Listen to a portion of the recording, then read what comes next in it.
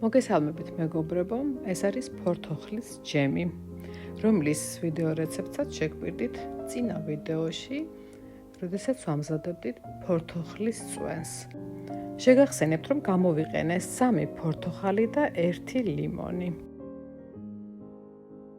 და დაბლენდერების და გადაწვრის შემდეგ შევინახე ეს რბილობი და ახლა გაჩვენებ თუ როგორ მოვამზადე ჯემი.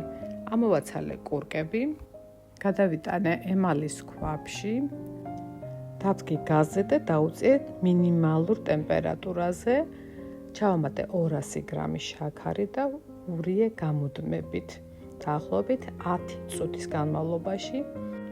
კარგად რომ შესქელდა და ერთგვაროვანი გახდა, გადმოვდგი გაზიდან, ჩავასხი ქილებში და შევინახე.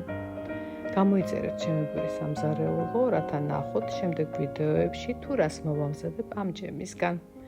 დამიკომენტარეთ, მოიწონეთ. ველი თქვენს გამოხმაურებებს ნახვამდის.